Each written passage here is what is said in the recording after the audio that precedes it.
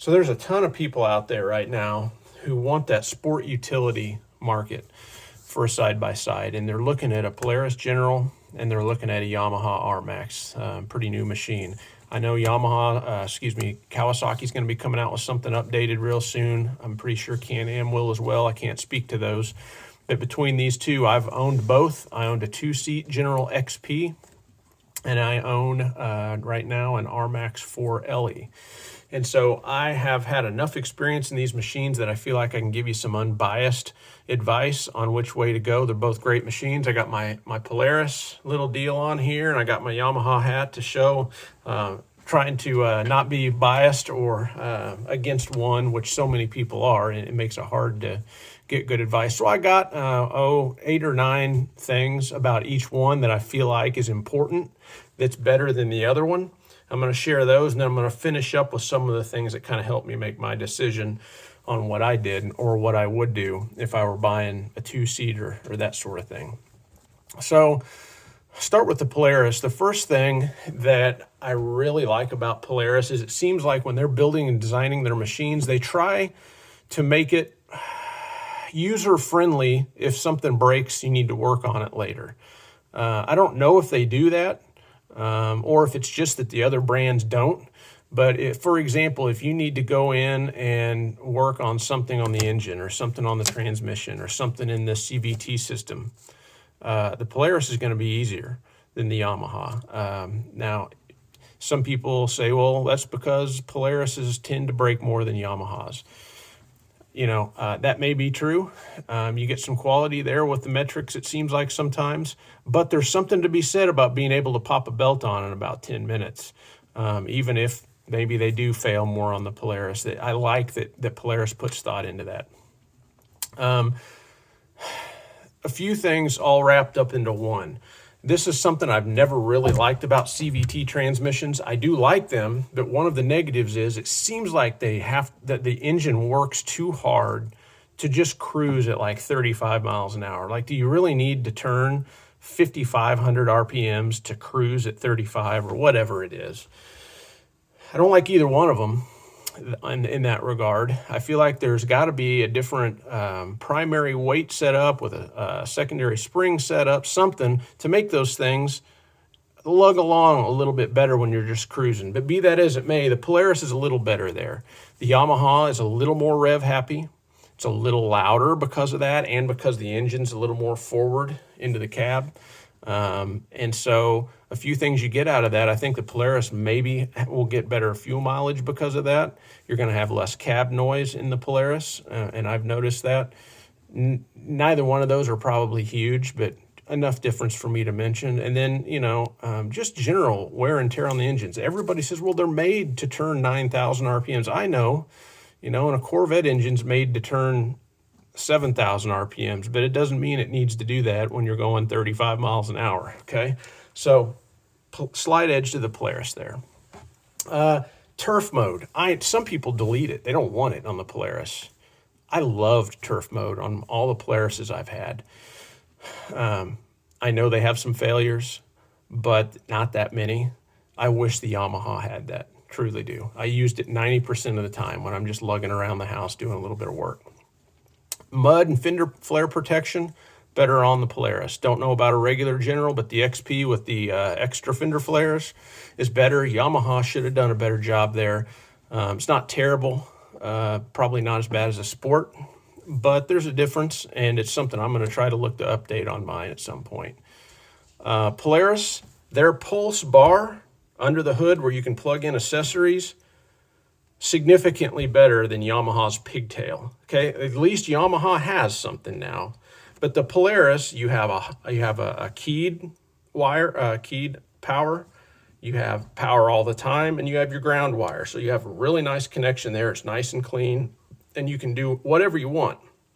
The Yamahas, it's a little harder to get to, not organized quite as nicely, and there's no hot wire all the time. If you want that, guess what? You're going back to wiring to the battery again. Big advantage Polaris there, in my opinion. The stage 1, I believe it is, Rockford Fosgate, in the Polaris, I actually really liked that stereo. I like the turn dial for the volume. It's easier for me to manipulate while riding versus a push button. I think it probably is a little more of a premium radio than the SSV and the Yamaha. I'm not going to say it's a huge difference, but if I had to choose one over the other, I like the Rockford Fosgate. Now, stepping up to the Ride Command versus the Adventure Pro in the Yamaha, as it stands right here and now, I think the Ride Command in the Polaris offers more usability, offers features that are a little easier and more powerful right now. I think the Yamaha has some real potential because it's an Android tablet. There's a lot of things you could and maybe should be able to do with that, but they don't allow you to access the Google Play Store. It's really tied down and restricted, and so you can't get like a Venza. You can't get YouTube Music. You should be able to add all those things, right? We're all familiar with Android, iOS. They're fairly similar. I'm hoping they open that up and they do some more things with that at some point. The gauges on the Adventure Pro are sweet. They really are, and that's probably a perk there. But overall, right now, I'm a little disappointed that they have it so restricted, Yamaha. And so I'd give the win to Ride Command there. The gauge clusters, splitting hairs here. I like a manual tachometer, okay? The Polaris has that, the Yamaha doesn't. I think that the Polaris's gauge cluster is just a little more thought through, maybe.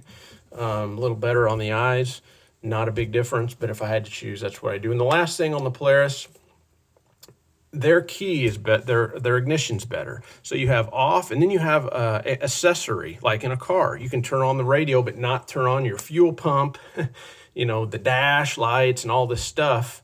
Well, Yamaha doesn't have that. It's either off or all that's on. And I like that accessory option on the Polaris. Flipping to the Yamaha. Yamaha's got some strengths too.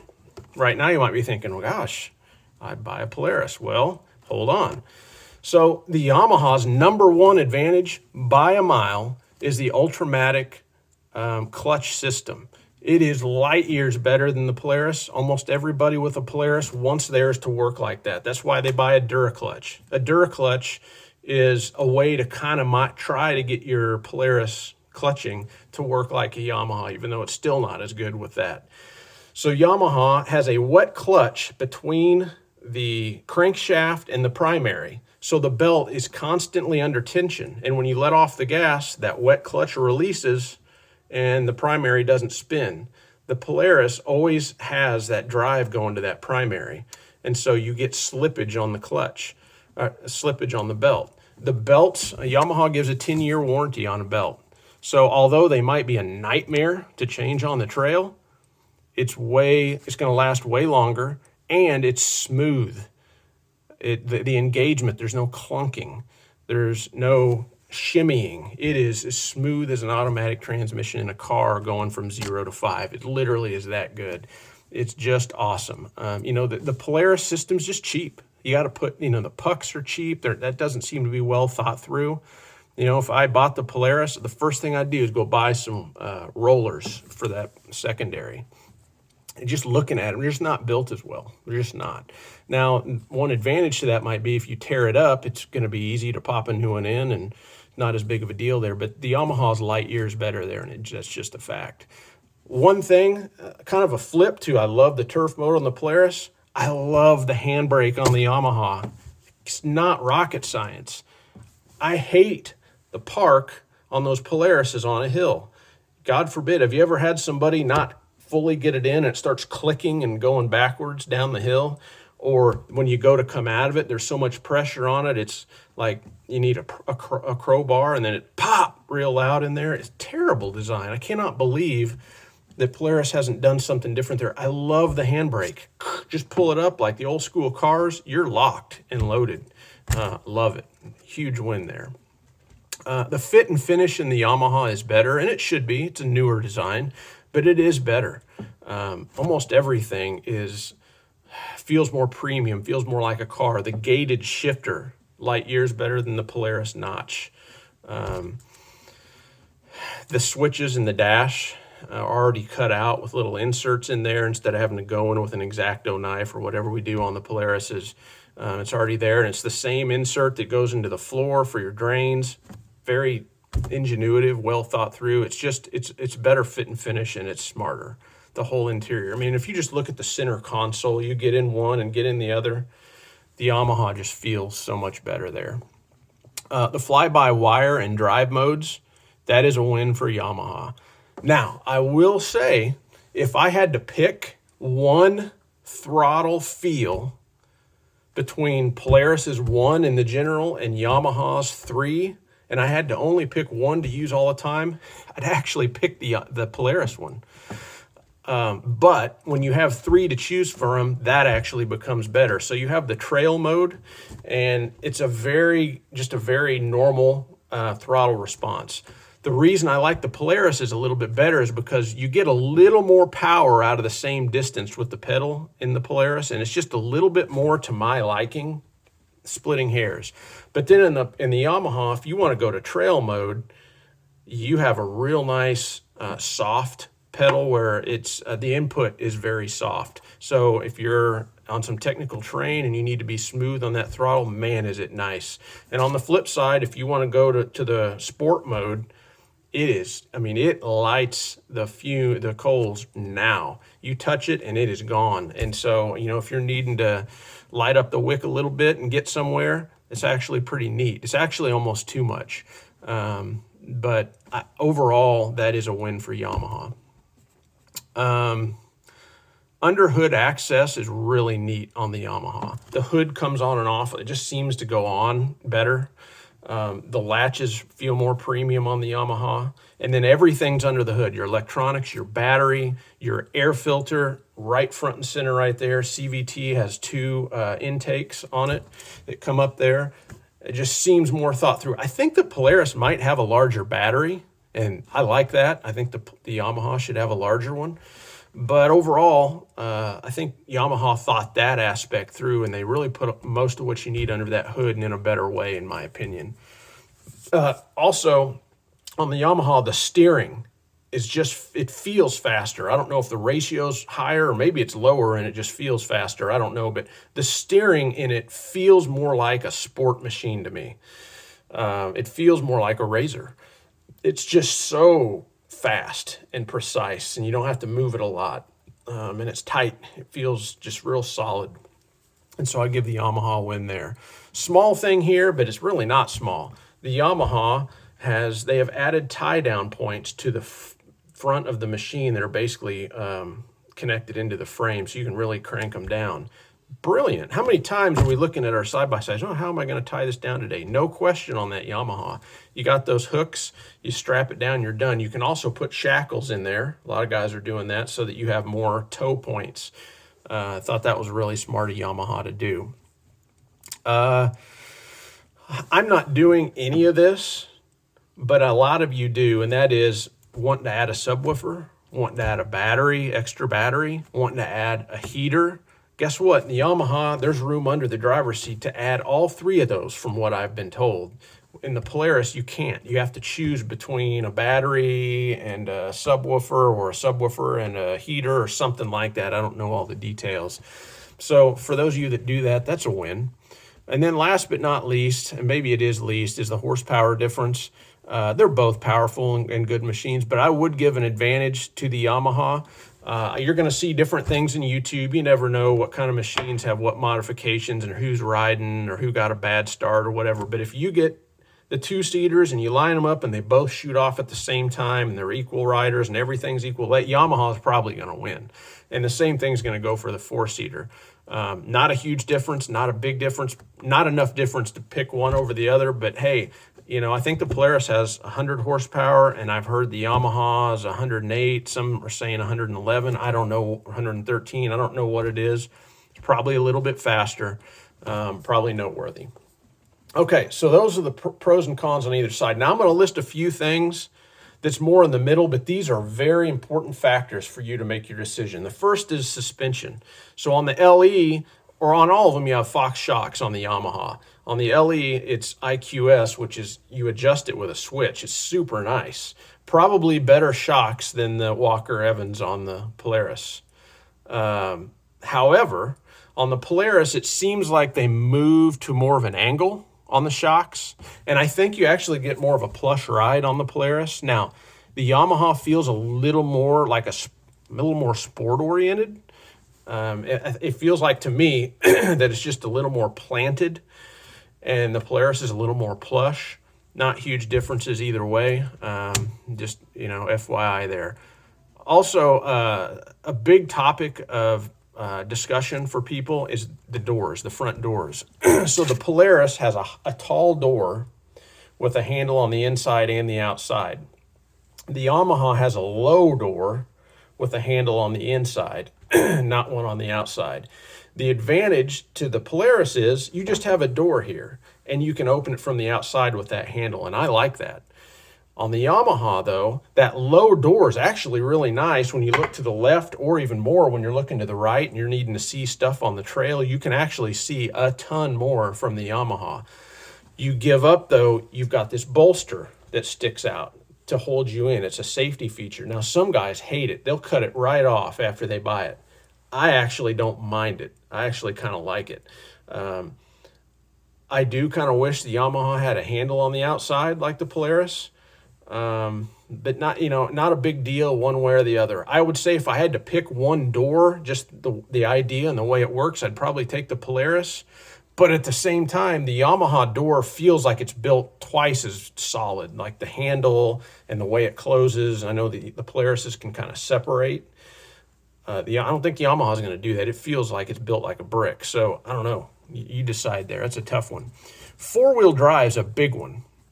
So in the Polaris, you just put it in four-wheel drive, and it's really kind of cruising around in two-wheel drive, and it gives you what you need when you need it. I've always loved that system, okay? The Yamaha, it requires a little more input and a little more thought process, okay? Because you've got four-wheel drive, which is really kind of like three-wheel drive. It's a limited slip in the front.